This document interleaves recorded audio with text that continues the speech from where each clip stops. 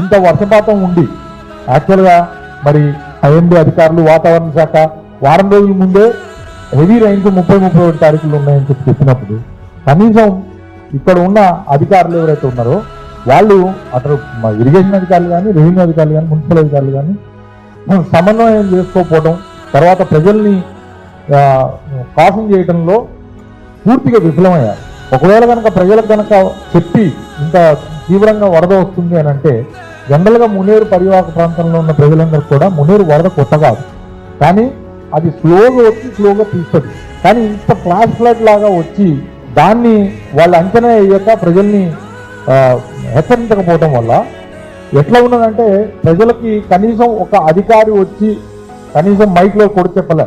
వాళ్ళ ఇళ్ల ముందు వాళ్ళ పనుల్లో ఉంటే కూడా వాళ్ళ ఇళ్లలోకి బరబర నీళ్ళు వచ్చేసిన పరిస్థితి చూసుకొని కనీసం ఏం ఇంట్లో ఉన్న డబ్బులు తర్వాత సర్టిఫికెట్లు కూడా తీసుకోలేని పరిస్థితుల్లో వాళ్ళు వాళ్ళ ప్రాణాలను గుప్పెట్లో పెట్టుకొని అక్కడి నుంచి లిటరల్గా చాలా మంది చెప్తున్నారు బాధితులు, మేము పారిపోయినంత పని చేసుకున్నాం, మేము పారిపోయినాం సార్ లిటరల్గా అక్కడి నుంచి అంత ఇదిగి వచ్చింది. అధికారులు మమ్మల్ని ముందే మరి చైతన్యవంతం చేసేవాళ్ళు, మమ్మల్ని లేదా తరలించేవాళ్ళు, సామాన్లు సర్దుకున్నాక ట్రాక్టర్లు పెట్టేవాళ్ళు లేకపోతే ఆటోలు పెట్టేవాళ్ళు, ఏం జరగలేదు అసలు, కనీసం ఇంటిమేషన్ లేదు. దాంతో ఏమైపోయిందంటే ప్రజలు ఎక్కడ వదిలేసి ప్రాణాలని అరిచేతులు పెట్టుకొని మరి సురక్షిత ప్రాంతాలకి మరి వాళ్ళకే తరలిపోయారు. చాలా మంది తరలిపోలేక పైనుండి సెకండ్ ఫ్లోర్లోకి ఫస్ట్ ఫ్లోర్ నుంచి సెకండ్ ఫ్లోర్ టెరెస్ మీదకి పోయి కూడా ప్రాణాలు బిక్కుమనుకుంటా కదా అరిచేతులు పెట్టుకునే అన్ని వీడియోలు మేము చూసాం.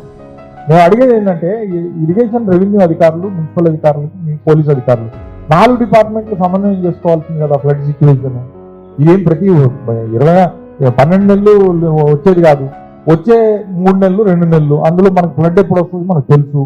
సో పైన వస్తున్న వర్షపాతం అంత పెద్ద ఎత్తున ఉన్నప్పుడు మునేరు పరివాహక ప్రాంతంలో ప్రజల్ని హెచ్చరించడంలో ఈ అధికారులు కానీ ప్రభుత్వం కానీ ఘోర వైఫల్యం చెందింది.